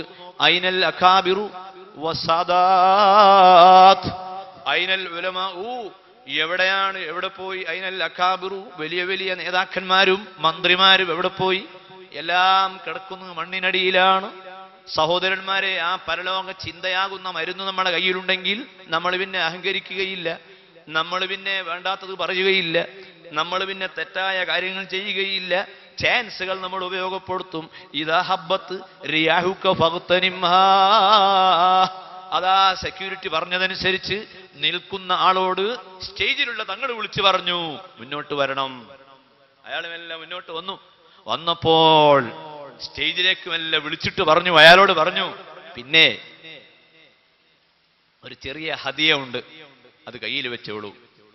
അത് അയാൾ വാങ്ങി കീശയിൽ വെച്ചു. ഇപ്പോഴും പേഴ്സിലുണ്ടത്. ഞാൻ കഴിഞ്ഞ ഒരു കൊല്ലം മുമ്പ് ഡൽഹിയിൽ നിന്ന് യാത്ര ചെയ്യുമ്പോൾ, ട്രെയിനിൽ യാത്ര ചെയ്യുമ്പോൾ, ഞാൻ സഞ്ചരിച്ചിരുന്ന ബോഗിയിൽ കുറെ സുഹൃത്തുക്കൾ, ഒരു ഓണം വെക്കേഷന്റെ സമയമാണ്, 1-2 ഹിന്ദുക്കൾ, ക്രിസ്ത്യാനികളൊക്കെ ഉണ്ട്. അങ്ങനെ ഈ ഇവരുമായിട്ട് ഇങ്ങനെ ട്രെയിനിൽ സഞ്ചരിക്കുമ്പോൾ വേറെ പണിയൊന്നുമില്ലല്ലോ, അവർ നമ്മളെ ലോക്യക്കാരായി മാറി. അങ്ങനെ സംസാരിച്ചു കൊണ്ടിരിക്കുമ്പോൾ ആ ക്രിസ്ത്യാനിയായ സഹോദരൻ, താമരശ്ശേരിക്കാരനായ തിരുവമ്പാടിക്കാരനായ സഹോദരൻ, അയാളുടെ പേഴ്സിൽ നിന്ന് ഒരു നോട്ടെടുത്തു. ആ നോട്ടെടുത്ത് കാണിച്ചിട്ട് പറഞ്ഞു, എനിക്ക് നിങ്ങളോടൊക്കെ വളരെ ഇഷ്ടമാണ്, ഇസ്ലാമിനോട് വളരെ ഇഷ്ടമാണ്, മുസ്ലിമീങ്ങളോട് ഇഷ്ടമാണ്. എന്താ കാരണം? എന്റെ ഭാര്യ ജിദ്ദയിൽ, അവിടെ കിങ് അബ്ദുൽ അസീസ് ഹോസ്പിറ്റൽ നേഴ്സാണ് എന്റെ ഭാര്യ. ഇയാൾ ക്രിസ്ത്യാനിയാണ്, ഇയാളെ ഭാര്യയും ക്രിസ്ത്യാനിയാണ്. ക്രിസ്ത്യാനിയായ ഭാര്യ ജിദ്ദയിൽ നേഴ്സായി ജോലി ചെയ്യുന്നു. നേരത്തെ നമ്മൾ മനസ്സിലാക്കിയത് മുസ്ലിമീങ്ങൾ എന്ന് പറഞ്ഞാൽ ഒരു മോശക്കാരായിരുന്നുവെന്നാണ്. എന്നാൽ എന്റെ ഭാര്യ അവിടെ സുരക്ഷിതയാണ്. യൂറോപ്പിൽ, അമേരിക്കയിൽ, പടിഞ്ഞാറൻ രാജ്യത്ത് ഒരു പെൺകുട്ടിയെ പറഞ്ഞയച്ചാൽ അവൾ പലതും ഭയപ്പെടേണ്ടി വരും. എന്നാൽ സൗദി അറേബ്യയിലെ ആശുപത്രിയിൽ എന്റെ ഭാര്യ സുരക്ഷിതയാണ്. അവൾക്ക് ഗൾഫിൽ ജോലി കിട്ടിയ അന്നു മുതൽ ഇസ്ലാമിനോടും മുസ്ലിമീങ്ങൾക്കും എനിക്ക് ഇഷ്ടമാണ്. മാത്രവുമല്ല, എന്റെ പേഴ്സിൽ ഞാൻ സൂക്ഷിച്ചൊരു നോട്ട് നിങ്ങൾക്കതിന് തെളിവായി കാണിച്ചു തരാം. ആ നോട്ടെടുത്ത് നിവർത്തി അയാൾ പറയുന്നു, ആ നോട്ടിലുള്ള നമ്പർ 786 എന്ന നമ്പറാണ് നോട്ടുമേലുള്ളത്. എന്നിട്ട് എന്നോട് അയാൾ ചോദിക്കുകയാണ്, ഇതുപോലത്തെ നമ്പറിൽ നിങ്ങൾ സൂക്ഷിക്കലുണ്ടോ? നമ്മളിൽ ആരെങ്കിലും ഉണ്ടോ 786 എന്നുള്ള നോട്ട് സൂക്ഷിച്ച കഥ? ആ നമ്പറിന് വലിയ മഹത്വവും പ്രത്യേകതയും ഉണ്ടോ ഇല്ലെന്നുള്ള വേറെ വിഷയം. പക്ഷേ ബിസ്മിയുടെ അബ്ജദ് പ്രകാരമുള്ള നമ്പറാണ്. ആ നമ്പറിനോട് ആ അമുസ്ലിമായ മനുഷ്യന് ഒരു ബഹുമാനമുണ്ടായെങ്കിൽ, ആ ബഹുമാനം ഒരു ഈമാനുള്ള മനുഷ്യന്റെ കൽബിലാണെങ്കിൽ ബിസ്മിയോടുള്ള ബഹുമാനമായി അത് അംഗീകരിക്കപ്പെടും. വീട്ടിലേക്ക് കയറുമ്പോൾ ഓഫീസ് റൂമിൽ ആയത്തുൽ കുർസി അതാ എഴുതി തൂക്കിയ വലിയ കലണ്ടറുണ്ട്, അതവിടെ തൂക്കിയിടുന്നു. വീട്ടിൽ കയറിയ ഉടനെ ആയത്തുൽ കുർസി ഓതുന്നു. എല്ലാം വിശ്വാസിയുടെ നല്ല അടയാളങ്ങളായി പടച്ചവൻ സ്വീകരിക്കാനുള്ള സന്ദർഭങ്ങളാണ്. എന്റെ സമീപത്തൊരു പള്ളിയുണ്ട്, ആ പള്ളിയിലൊരു മുസ്ലിയാരുണ്ട്, യാതൊരു സ്വാർത്ഥ താല്പര്യവുമില്ലാത്ത നല്ല ഉസ്താദാണ്, പ്രസംഗിക്കുന്ന ഉസ്താദുമാരാണ്. ഏറ്റവും ഉഷാറെന്നും പ്രസംഗിക്കാത്തവരൊക്കെ മോശമാണെന്നും നമ്മൾ വിധി എഴുതാൻ പാടില്ല. പ്രസംഗിക്കുന്നവരൊരു പക്ഷേ പ്രസംഗം മാത്രമേ ഉണ്ടാവൂ. പ്രസംഗിക്കാത്ത എത്രയോ നല്ല നല്ല ആലിമീങ്ങൾ അവരെ പ്രവർത്തനം കൊണ്ട് എത്രയോ മുത്തഅല്ലിമീങ്ങളെ ആകർഷിക്കുന്നു. നാട് മുഴുവനും അവർ ഭരിക്കുന്നു. അവർക്ക് തറപ്രസംഗവുമില്ല, തെറിപ്രസംഗവുമില്ല, ഒരു പ്രസംഗവുമില്ലാതെ തന്നെ ഓരോ ഗ്രാമവും അവർ കയ്യിലെടുക്കുന്നു. അങ്ങനെയുള്ള ഉസ്താദുമാരുമായി ബന്ധപ്പെട്ട് നാം നമ്മുടെ ഹൃദയത്തെ നന്നാക്കുക. പരലോക ചിന്ത നമ്മളെ കൽബിൽ നാം വളർത്തിയെടുക്കുക. സഹോദരന്മാരെ, കിടക്കേണ്ട ഖബറിനെ പറ്റി ആലോചിച്ചാൽ നമ്മളെ കൽബ് നന്നാകും. വേറെ ഒന്നും അതിന് ആവശ്യം ഇല്ല. മാലിക് ഇബ്നു ദീനാർ റഹിമഹുല്ലാഹ്, മാലിക് ഇബ്നു ദീനാർ അദ്ദേഹം ബസറയിലൂടെ നടന്നു പോകുമ്പോ ബസറ പട്ടണത്തിലൂടെ മാലിക് ഇബ്നു ദീനാർ ഇങ്ങനെ നടക്കുകയാണ്. ആ സഞ്ചരിക്കുന്ന സമയം അവിടെ അതാ ഒരു കെട്ടിടം കാണുന്നു. ആ കെട്ടിടം ഉണ്ടാക്കുന്നത് ഒരു യുവാവാണ്. ഗൾഫുകാരെ കയ്യിൽ ഇഷ്ടംപോലെ പണമുണ്ടാകും. വീടിന്റെ പണി കഴിഞ്ഞാൽ പിന്നെ ഗൾഫിൽ നിന്ന് അയക്കുന്ന പണം കൊണ്ട് രണ്ടാമത്തെ പരിപാടി കെട്ടിടം ഉണ്ടാക്കലാണ്. എന്തിനായി കെട്ടിടം? വെറുതെ ഉണ്ടാക്കിയിടുകയാണ്. അതൊക്കെ വാടക വെറുതെ കിടക്കുകയാണല്ലോ ആ കെട്ടിടം. അതൊക്കെ പിന്നീടങ്ങ് പോവും. പിന്നെ എൻ്റെ കയ്യിൽ കുറെ ക്യാഷ് ഉണ്ട്, ഇങ്ങനെ വെറുതെ കിടക്കുന്നു, ഞാൻ ബിൽഡിംഗ് ഉണ്ടാക്കുകയാണ്. എത്ര നിലയാണ് അതൊന്നും തീരുമാനിച്ചിട്ടില്ല, പണി അങ്ങോട്ട് തുടങ്ങുകയാണ്. ഇങ്ങനെ എത്രയെത്ര ബിൽഡിംഗ് ആണ് മനുഷ്യനുണ്ടാക്കുന്നത്. ഒരു ഉസ്താദിനോടോ തങ്ങളോടോ ചോദിക്കാത്ത, ഒരു നല്ല മനുഷ്യനോട് മുശാവറ ചെയ്യാത്ത ഒരു പരിപാടിക്കും ഒരു മുസ്ലിമായ മനുഷ്യൻ തുനിയരുത്. പക്ഷേ ചില ഉസ്താദുമാരോട് ചോദിച്ചാൽ അവരൊക്കെ മുടക്കേ പറയൂ. അതുകൊണ്ടാണ് ചോദിക്കാത്തത്. ചില ഉസ്താദുമാരോട് ചോദിച്ചാൽ നമ്മൾ ഉണ്ടാക്കട്ടെ, അതൊന്നും വേണ്ട, ഇന്ന് യാതൊരു കാര്യമില്ല. എന്നാ പിന്നെ ഞാൻ അവിടെ ഒരു കച്ചവടം, കച്ചവടം തുടങ്ങിയിട്ടുന്ന ഒരു കാര്യം, ഒക്കെ നെഗറ്റീവായിട്ട് സംസാരിക്കുന്ന കുറേ മനുഷ്യന്മാരുണ്ട്. അവരോട് ഒരു തവണയെ പോയി ചോദിക്കും, പിന്നെ ആരും അങ്ങോട്ട് പോകില്ല. പോസിറ്റീവാണോ റെഡിയാ, ചോദ്യങ്ങൾ ഇങ്ങനെ വരും. മാലിക് ഇബ്നു ദീനാർ നല്ല മഹാനാണ്. ആ ബിൽഡിങ്ങിന്റെ പണി നടത്തിക്കൊണ്ടിരിക്കുന്ന യുവാവ് വലിയ കെട്ടിടമുണ്ടാക്കുന്ന സമയം കിതാബുകളിൽ പറയുന്നു, തഫ്സീർ റൂഹുൽ ബയാനിൽ ഉദ്ധരിച്ച സംഭവമാണ്. ബഹുമാനപ്പെട്ട മാലിക് ഇബ്നു ദീനാർ ആ യുവാവിനോട് ചോദിക്കുന്നു, ഈ കെട്ടിടത്തിന് എത്ര വിലയുണ്ടാകും, എത്ര വിലന്റെ പരിപാടി, എസ്റ്റിമേറ്റ് എത്രയാ? അയാൾ മറുപടി പറയുന്നു, 1,00,000 ദിർഹം ഇതിന് വില വരും. ഉടനെ മാലിക് ഇബ്നു ദീനാർ ആ മനുഷ്യനോട് പറയുന്നു, ഓ സഹോദരാ, നിങ്ങൾ വളരെ ശ്രദ്ധിക്കേണ്ട സമയമാണ്. ഓരോ വ്യക്തിക്കും നൽകേണ്ട മറുപടി ഓരോ രൂപത്തിലാണ്. ഉസ്താദുമാർ, പണ്ഡിതന്മാർ എല്ലാവരോടും ഒരു മറുപടി പറയരുത്. ടി വി ഹറാമാണോ എന്ന് ചോദിക്കാൻ വന്നു ഒരാള്. ടിവിന്റെ വിഷയം എന്താ, അതിന്റെ വിധി ഒന്ന് പറഞ്ഞു തരുമോ? നമ്മൾ എഴുതി വെച്ച മറുപടി അല്ല പറയേണ്ടത്. ചോദിക്കാൻ വന്ന ആളെ നോക്കിയിട്ട് മറുപടി പറയണം. ചോദിക്കുന്ന ആരാ? താടിയും തലയെക്കെട്ടും ഒക്കെ വളരെ ഒക്കെ ഉള്ള ഒരാളാണ്, കച്ചവടക്കാരനാണ്. നിസ്കാരവും നോമ്പും നിസ്കാരത്താമ്പ് വരെയുണ്ട്. അയാൾ ടിവിന്റെ മസാല വയ്ക്കാൻ വന്ന, ടി വി നമ്മളെ വീട്ടിലുണ്ട്, അത് ഞാൻ എടുത്ത് എറിയണോ അവിടെ നിർത്തണോ, അതിന് മറുപടി കൊടുക്കണം. പിന്നെ അത് മനുഷ്യനെ തിന്മയിലേക്ക് നയിക്കുന്നൊരു സാധനമാണ്. എങ്കിലും ഈ കാലഘട്ടത്തിൽ നിങ്ങൾക്കറിയാലോ എന്നേക്കാൾ, അതുകൊണ്ടല്ലേ നിങ്ങൾ വാങ്ങി. അതെ, ശ്രദ്ധിക്കണം. കുട്ടികളൊക്കെ വല്ലാതെ ഇമ കളിച്ച് കേടുവരുന്നത് നോക്കണം. ആ നിൽക്കുവാണെങ്കിൽ മാത്രം ഇടാ പറഞ്ഞു കേട്ടോ, ആ കേട്ട് റെഡി. വലൈക്കും അസ്സലാം. വേറൊരാള്, അയാള് മോട്ടോർ വെഹിക്കിളിൽ ഇറങ്ങി ഇങ്ങോട്ട് വന്നതാണ്. അയാൾ ഈ പാന്റൊക്കെ ഇബിലീസിന്റെ പാന്റാ, 4 കളറിൽ കണ്ടം വെച്ച പാന്റ്, സ്വർണത്തിന്റെ ചെയിൻ ഉണ്ട് കഴുത്തില്. ബൈക്കിൽ ഇറങ്ങിയിട്ട്, ഉസ്താദേ, ഉസ്താദ് എന്താടാ? അല്ല ഒന്നുമില്ല, ഒരു കാര്യം അറിയാൻ വേണ്ടി വന്നതാണ്. കുറച്ച് 2-ാം നമ്പറാണ് ആള്. അവിടെ ഉസ്താദ് അതിന്റെ ഗൗരവത്തോടുകൂടി പറഞ്ഞു കൊടുക്കണം, അൽ ഹലാലു ബയ്യിനുൻ വൽ ഹറാമു ബയ്യിനുൻ വബൈനഹുമാ മുതശാബിഹാത്ത്. ഹലാല് വളരെ വ്യക്തമാണ്, ഹറാമും വളരെ വ്യക്തമാണ്. പക്ഷേ ഹലാലോ ഹറാമോ എന്ന് തിരിച്ചറിയാൻ പറ്റാത്ത ചില സാധനങ്ങൾ ഉണ്ട്. അതിൽപ്പെട്ടതാണ് മോനെ ഈ വസ്തു. അതുകൊണ്ട് ശ്രദ്ധിക്കുന്നത് നല്ലതാണ്. അത് തൽക്കാലം വേണ്ട. ഞാൻ അടുത്ത 2 ആഴ്ച കഴിഞ്ഞ് ഈ നമ്മൾ ഓഫീസിലൊന്ന് വരുമോ? അവിടെ ഒരു കോൺഫറൻസ് ഉണ്ട്, ഒന്ന് വന്നാൽ. അപ്പോൾ അവന് സന്തോഷമായി, കോൺഫറൻസും ഒക്കെ ഉണ്ടല്ലോ, ഒന്ന് പോകാം. കാലം വരെ ദുനിയാവിൽ ഒരു കോൺഫറൻസിലേക്ക് അവനെ ആരും ക്ഷണിച്ചിട്ടില്ല. ഉസ്താദിന്റെ ആദ്യത്തെ ക്ഷണമാണ്. അപ്പൊ വീട്ടിൽ നിന്ന് പറഞ്ഞു, ഉസ്താദ് ഒരു കോൺഫറൻസിന് ചെല്ലാൻ പറഞ്ഞിട്ടുണ്ട്.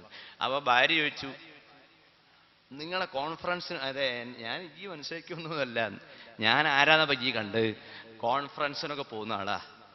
ഒരു ഡയറി ഒരു ബാഗും ഒക്കെ തൊക്കിൽ വെച്ച് ഉഷാറായി കോൺഫറൻസിന് പോയി. അവിടെ ഇംഗ്ലീഷിലാണ് ആദ്യത്തെ പ്രമേയം, രണ്ടാമത്തെ പ്രമേയം മലയാളത്തിലാണ്. അതെല്ലാം കഴിഞ്ഞപ്പോൾ ഇവന് തന്നെ തോന്നി ഇതൊരു സ്റ്റാൻഡേർഡുള്ള പരിപാടിയാണ്. അങ്ങനെയാണ് പേരൊക്കെ രജിസ്റ്റർ ചെയ്ത് റെഡിയായി. പിന്നെ എല്ലാ ദിവസവും വിളിക്കും. ഉസ്താദേന്ന് വിളിക്കുന്നത് സാറേന്നാ വിളിക്കില്ല, അത്രല്ലേ വിവരമുള്ളൂ. സാറേ എന്നൊക്കെ വിളിച്ച് അവിടുത്തെ സ്വന്തം ഒരു മെമ്പറായി. പിന്നെ 2 ആഴ്ച കഴിഞ്ഞ് അതേ കുട്ടിയാകെ മാറി. ഉസ്താദിന്റെ കൂടെ സിയാറത്തിന് പോകാൻ അവൻ തയ്യാറാണ്. ഇപ്പൊ കുട്ടി പറയുന്നു, നമ്മളെ വീട്ടിൽ TV വേണ്ടാന്ന് അവൻ പറയാൻ തുടങ്ങി. മനസ്സ് മാറ്റിയെടുക്കണം.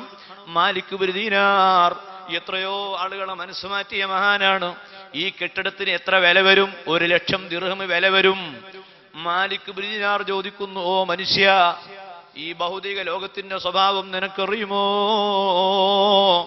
ഈ ഭൗതിക ലോകത്തിന്റെ സ്വഭാവം, ഏത് കെട്ടിടമായാലും, ഈ ദുന്യാവിൽ ഏത് കെട്ടിടമുണ്ടാക്കിയാലും ആ കെട്ടിടം ഏതെങ്കിലും ഒരു സമയത്ത് നശിക്കുകയില്ലേ?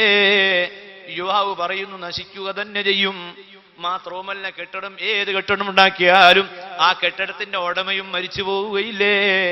ഇതാണ് ഭൗതിക ലോകത്തിന്റെ അവസ്ഥ. എത്ര വലിയ ബിൽഡിങ്ങുകൾ, ആ ബിൽഡിംഗ് 100 കൊല്ലം കഴിഞ്ഞ് പൊളിഞ്ഞുപോയി. അതുപോലെ ബിൽഡിംഗ് ഉണ്ടാക്കിയ മുതലാളിയും ഖബറിലാണ്. ഇപ്പൊ ആരാണ് കൈകാര്യം ചെയ്യുന്നത്? മക്കളല്ല, ആരുടെയോ കയ്യിൽ ആരോ അന്യാധീനപ്പെടുത്തി കഴിഞ്ഞു. ആ മരിച്ച ആൾ എത്ര കഷ്ടപ്പെട്ടുണ്ടാക്കിയ കെട്ടിടമാണ്. അയാൾ കൂലിക്കാർക്ക് പകുതി മാത്രം കൂലി കൊടുത്തുണ്ടാക്കിയ കെട്ടിടം അതാ വെറുതെ കിടക്കുന്നില്ലേ? മാലിക് ബിൻ ദീനാറിന്റെ ഉപദേശമാണ്. ആ ഉപദേശം കഴിഞ്ഞതിന് ശേഷം ആ മനുഷ്യനോട്, യുവാവിനോട് മാലിക് ബിൻ ദീനാർ പറയുന്നു, അലാ തുഅ്തീനി ഹാദൽ മാല ഫഅദഉഹു ഫീ ഹഖ്ഖിഹി വഅദ്മനു ലക അലല്ലാഹി ഖസ്റൻ ഖൈറൻ മിൻ ഹാദൽ ഖസ്രി. ഈ കെട്ടിടത്തിന് നീ ഉപയോഗിക്കുന്ന 1,00,000 ദിർഹം നീ എന്റെ കയ്യിൽ തരുവോ? തരുമെങ്കിൽ ഇതിനേക്കാൾ മുന്തിയൊരു കെട്ടിടം ഞാൻ നിനക്ക് റെഡിയാക്കി തരാം. വഅദ്മനു ലക ഖസ്റൻ ഖൈറൻ മിൻ ഹാദൽ ഖസ്രി. ഈ കെട്ടിടത്തേക്കാൾ നല്ലൊരു കെട്ടിടം നാളെ സ്വർഗത്തിൽ ഞാൻ നിനക്ക് ഗ്യാരണ്ടി തരാം. ആ മുടക്കാൻ ഉപയോഗിച്ച സംഖ്യ എന്റെ കയ്യിൽ തരുമോ? ആ യുവാവ് ചിന്തിച്ചു, പടച്ചവനെന്നല്ല മനുഷ്യൻ, കണ്ടാൽ തന്നെ മുഖത്തിങ്ങനെ ഈമാൻ കത്തുകയാണ്. സഅദ് ഇബ്നു അബീ വഖാസിന്റെ മുഖത്തുള്ള ഈമാൻ പോലെ, ഔലിയാക്കളുടെ മുഖത്തുള്ള ഈമാൻ പോലെ. അവർ ചോദിച്ചാൽ തട്ടാൻ തോന്നുകയില്ല, അവർ സംഭാവന ചോദിച്ചാൽ തരൂല എന്ന് പറയാൻ തോന്നുകയില്ല. അവരെ സ്ഥാപനങ്ങളോട് മനുഷ്യന്റെ കൽബിൽ സ്നേഹം വർദ്ധിക്കും. അവരോടെപ്പോഴും എല്ലാവർക്കും മഹബത്താണ്. ഇന്നല്ലദീന ആമനു വഅമിലു സ്വാലിഹാത്തി സയജ്അലു ലഹുമുർ റഹ്മാനു വുദ്ദാ. അള്ളാഹു അവരെ കൽബിൽ, മുഅ്മിനീങ്ങളുടെ കൽബിൽ സ്നേഹത്തെ ഇട്ടുകൊടുക്കും. ജിബ്രീൽ അവരെ സ്നേഹിക്കും. ലോകമൊട്ടാകെ അവരെ ഇഷ്ടപ്പെടും. മാലിക് ബിൻ ദീനാറിന്റെ ഈ വാക്ക് കേട്ടപ്പോൾ ആ ചെറുപ്പക്കാരൻ ചോദിച്ചു, ഇതെല്ലാം നിങ്ങൾ പറയുക മാത്രമല്ലേ, ഇത് എഴുതിത്തരാൻ കഴിയുമോ? ആ സമയത്ത് മാലിക് ബിൻ ദീനാർ ഈമാൻ അങ്ങേയറ്റത്തെ ഈമാനുള്ള ആളാണ്. നിന്റെ കയ്യിൽ കടലാസുണ്ടോ? ആ യുവാവ് ഓടി കടലാസ് കൊണ്ടുവന്നു. ആ കടലാസിൽ അതാ എഗ്രിമെന്റ് എഴുതുന്നു. മാലിക് ബിൻ ദീനാർ എഴുതാൻ പോവുകയാണ്, ബിസ്മില്ലാഹി അർറഹ്മാനിർ റഹീം മിൻ മാലിക് ബിൻ ദീനാർ. സാധുവായ മാലിക് ബിൻ ദീനാറും ഇതാ ഈ പട്ടണത്തിലെ, ബസ്ര പട്ടണത്തിലെ ചെറുപ്പക്കാരും തമ്മിലുണ്ടാക്കുന്ന എഗ്രിമെന്റ്. പടച്ച റബ്ബേ, നിന്റെ പേരിലാണ് എഗ്രിമെന്റ് വെക്കുന്നത്, എന്റെ കയ്യിൽ ഒന്നുമില്ല. സുമ്മലാ യമൂതു ഫീഹാ വലാ യഹ്യാ ഖദ് അഫ്ലഹ മൻ തസക്കാ വദക്കറ ഇസ്മ റബ്ബിഹി ഫസല്ലാ ബൽ തുസിറൂനൽ ഹയാത്തദ് ദുനിയ വൽ ആഖിറതു ഖൈറും വഅബ്ഖാ ഇന്ന ഹാദാ ലഫി സുഹുഫിൽ ഊല സുഹുഫി ഇബ്രാഹീമ വമൂസ. എല്ലാ വെള്ളിയാഴ്ചകളിലും ആത്മീയതയിലേക്ക്, പരലോക ചിന്തയിലേക്ക് മനുഷ്യനെ നയിക്കുന്ന വചനങ്ങൾ, ആ വചനങ്ങളെ അന്വർത്ഥമാക്കുന്ന രൂപത്തിൽ എഗ്രിമെന്റ് എഴുതുകയാണ്. മാലിക് ബിൻ ദീനാറും ബസറയിലെ ഈ ചെറുപ്പക്കാരനും തമ്മിലുള്ള എഗ്രിമെന്റ് എന്തെന്നാൽ, 1,00,000 ദിർഹം ഈ സാധുവിൽ നിന്ന് ഞാൻ വാങ്ങുന്നുണ്ട്. ഞാനിത് വാങ്ങുകയാണ് പടച്ചവനെ, നിന്നിൽ വിശ്വാസം അർപ്പിച്ചുകൊണ്ട് ഞാൻ വാങ്ങുകയാണ്. ഞാനിത് വാങ്ങിക്കഴിഞ്ഞാൽ ഞാൻ അയാളോട് പറഞ്ഞ വാക്ക് ഇതിനു പകരം സ്വർഗത്തിൽ നല്ലൊരു കെട്ടിടം കൊടുക്കാമെന്നാണ്. ഇത് ഞാൻ പറയുമ്പോൾ റബ്ബേ എന്റെ കയ്യിൽ കെട്ടിടമില്ല, സ്വർഗം എന്റെ കയ്യിലില്ല, എല്ലാം നിന്റെ കയ്യിലാണ്. നീ എന്നെ വഷളാക്കരുത്, എന്നെ നീ വഷളാക്കരുത്. ആ ചെറുപ്പക്കാരൻ വളരെ പ്രതീക്ഷയോടുകൂടി ഉണ്ടാക്കുന്ന കെട്ടിടത്തിന്റെ കാശാണ് ഞാൻ വാങ്ങിയത്. അത് വാങ്ങിയിട്ട് പാവപ്പെട്ടവർക്ക് കൊടുക്കുകയാണ്, അഗതികൾക്ക് നൽകുകയാണ്, മിസ്കീമാർക്ക് നൽകുകയാണ്, സ്വാലിഹീങ്ങൾക്ക് നൽകുകയാണ്. അന്യായമായ ഒന്നും ഞാൻ ചെയ്യുകയില്ല റബ്ബേ. ഒരു പൈസയും എനിക്ക് വേണ്ട, ഇതിൽ നിന്ന് ഒരു ക്യാഷും എനിക്ക് കമ്മീഷൻ വേണ്ട, മുഴുവനും നിന്റെ പൊരുത്തത്തിൽ ഞാൻ ചെലവാക്കും. ഈ എഗ്രിമെന്റിന് നീ സാക്ഷിയാണ്. സാക്ഷി ആ എഗ്രിമെന്റ് ഇത് രണ്ടാളും ഒപ്പിട്ടു. ആ കടലാസ് മാലിക് ഇബ്നു ദിനാർ ആ സഹോദരന്റെ കയ്യിൽ കൊടുക്കുന്നു. കാശിത ഇങ്ങോട്ട് വാങ്ങുന്നു. ഏതാനും ദിവസം കഴിഞ്ഞപ്പോൾ ആ ചെറുപ്പക്കാരൻ അറ്റാക്കായിട്ട് എന്തോ കാരണവശാൽ മരിക്കുകയാണ്. ആ മരിച്ച മനുഷ്യനെ മറവ് ചെയ്യുന്നു. മാലിക് ഇബ്നു ദിനാർ വിവരങ്ങളെല്ലാം അറിയുന്നുണ്ട്. സുബ്ഹാനല്ലാഹ്, 40 ദിവസം കഴിഞ്ഞപ്പോൾ ഒരു ദിവസം അതാ പള്ളിയുടെ മെഹ്റാബിൽ ഒരു ചെറിയ കുറിപ്പ്, ആ കുറിപ്പ് മാലിക് ഇബ്നു ദിനാറിന് പള്ളിയിൽ നിന്ന് കിട്ടുന്നു. അതെടുത്ത് വായിച്ചു നോക്കുമ്പോൾ ആ കുറിപ്പിൽ പറയുന്നു, ഹദാ മിനശാബ്, ഓ ഉസ്താദ്, സാധുവായ നിങ്ങളെ ആളാണ് ഞാൻ. കെട്ടിടുണ്ടാക്കുമ്പോ കെട്ടിടത്തിന്റെ പണി നിർത്തിവെച്ച് എന്റെ മസ്ലഹത്ത് ഇത് മുഴുവനും സാധുക്കൾക്ക് നൽകുന്നതിലാണ് മസ്ലഹത്ത് എന്ന് പഠിപ്പിച്ചപ്പോൾ ആ സംഖ്യ നിങ്ങളെ കയ്യിൽ ഞാൻ തന്നല്ലോ, അതിന് പകരം വലിയൊരു സന്തോഷം എനിക്ക് നിങ്ങൾ തരാമെന്ന് പറഞ്ഞല്ലോ. അതുപ്രകാരം ഞാൻ ഖബറെടുത്തിയപ്പോൾ ജന്നാത്തു അദ്നിൻ തജ്രി മിൻ തഹ്തിഹൽ അൻഹാർ ഖാലിദീന ഫീഹാ അബദാ റളിയല്ലാഹു അൻഹും വറളു അൻഹു ദാലിക ലിമൻ ഖശിയ റബ്ബഹ്. അല്ലാഹുവിനെ ഭയപ്പെട്ട് അവന്റെ തീരുമാനങ്ങൾ അംഗീകരിച്ച് ഉസ്താദുമാരെ തീരുമാനങ്ങൾ പൊരുത്തപ്പെട്ട് മസ്ലഹത്തായ കാര്യങ്ങൾ ഉസ്താദുമാര് പറയുമ്പോൾ അത് സ്വീകരിച്ച് മക്കളെ കിതാബ് പഠിക്കുന്ന വിഷയത്തിലായാലും അവരെ ബോർഡിങ്ങിൽ ചേർക്കുന്ന വിഷയത്തിലായാലും അവരെ ദേവാക്കോടതിയിൽ പറക്കുന്ന വിഷയത്തിലായാലും പള്ളിക്കും മദ്രസക്കും പണം കൊടുക്കുന്ന വിഷയത്തിലായാലും എല്ലാം നല്ലവരുടെ തീരുമാനങ്ങളും വാക്കുകളും അംഗീകരിക്കുന്ന ആ ഒരു സ്വഭാവം ഒരു മനുഷ്യൻ ഉൾക്കൊണ്ടാൽ സമ്മാനം അവന് കിട്ടും. അവൻ ആ കുറിപ്പിൽ പറയുന്നു, കിട്ടിക്കഴിഞ്ഞു. ഇന്നി ലമിൻതു ലക അലല്ലാഹി ഖസ്റൻ എന്ന് താങ്കൾ പറഞ്ഞതുപോലെ എനിക്കത് മുഴുവനും ഇവിടെ കിട്ടിക്കഴിഞ്ഞു. ലില്ലദീന അഹ്സനുൽ ഹുസ്ന വസിയാദത്തുൻ, നന്മ ചെയ്യുന്നവർക്ക് സ്വർഗവും കിട്ടും അഡീഷണലും കിട്ടും എന്ന് പറഞ്ഞ സൂറത്ത് യൂനുസിലെ ആയത്ത് കൂടി ചേർത്ത് വായിക്കുക. സഹോദരന്മാരെ, സുഹൃത്തുക്കളെ, ആ മഹത്തായ വാഗ്ദത്തം മാലിക് ഇബ്നു ദിനാർ പൂർത്തിയാക്കി. പരലോക ചിന്തകൾ മനുഷ്യന്റെ കൽബിൽ വരുമ്പോൾ സാമ്പത്തിക രംഗത്ത് നിയന്ത്രണം വരും, കുടുംബത്തിന്റെ വിഷയത്തിൽ സജീവമായ ശ്രദ്ധ വരും, കൂട്ടുകാരെ സംബന്ധിച്ചുള്ള ശ്രദ്ധ വരും. അർഹമുർ-റഹീമീനായ റബ്ബ് സുബ്ഹാനഹു വ തആല ആ നിലയിൽ നന്നാകാൻ നമുക്ക് തൗഫീഖ് നൽകട്ടെ. അഫഹസിബതും അന്നമാ ഖലഖനാകും അബസൻ വ അന്നകും ഇലൈനാ ലാ തുർജഊൻ അടക്കമുള്ള വചനങ്ങൾ, ഇതെല്ലാം സൂറത്തുൽ മുഅ്മിനീനിലെ ഈ ആയത്തുകൾ കൂടുതലൊന്നും വിശദീകരിക്കാൻ കഴിഞ്ഞിട്ടില്ല. അല്ല, ചില ആയത്തുകൾ തീരെ സ്പർശിച്ചിട്ട് പോലുമില്ല. എങ്കിലും മൊത്തം ഉള്ളടക്കത്തിലേക്ക് ഒരു ടോർച്ചടിക്കുക മാത്രമാണ് ചെയ്തത്. അള്ളാഹു നമ്മിൽ നിന്ന് ഖബൂലാക്കട്ടെ. ഇനിയും ഇൽമുകൾ പറയാൻ, കേൾക്കാൻ, ഉൾക്കൊള്ളാൻ പടച്ചവൻ നമുക്ക് തൗഫീഖ് നൽകട്ടെ. ഇതെല്ലാം ഈ ഇൽമൊക്കെ നമുക്ക് തന്ന ഉസ്താദുമാർക്ക് എൻ്റെ ബാപ്പ സി അബ്ദുറഹ്മാൻ മുസ്ലിയാർ,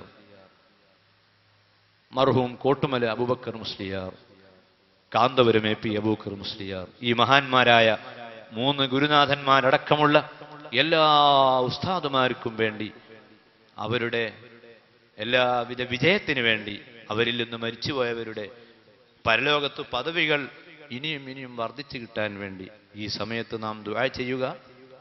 അള്ളാഹു നമ്മുടെ ഈ സദസ്സ് ഒരു സൽക്കർമ്മമായി സ്വീകരിച്ച് എന്തൊക്കെ പോരായ്മ പ്രസംഗത്തിലോ പ്രഭാഷണത്തിലോ ചലനങ്ങളിലോ വന്നുപോയിട്ടുണ്ടെങ്കിൽ അതെല്ലാം നീ ഞങ്ങൾക്ക് മാപ്പാക്കി തരണേ റബ്ബേ എന്ന ദുആയോടുകൂടി ഈ മഹാന്മാരുടെ ഉസ്താദുമാരുടെയും സാദാത്തുക്കളുടെയും സമ്മതപ്രകാരം 4 ദിവസത്തെ ഈ പ്രഭാഷണം ഈ വരികൾ കൊണ്ട് അവസാനിപ്പിക്കുകയാണ്.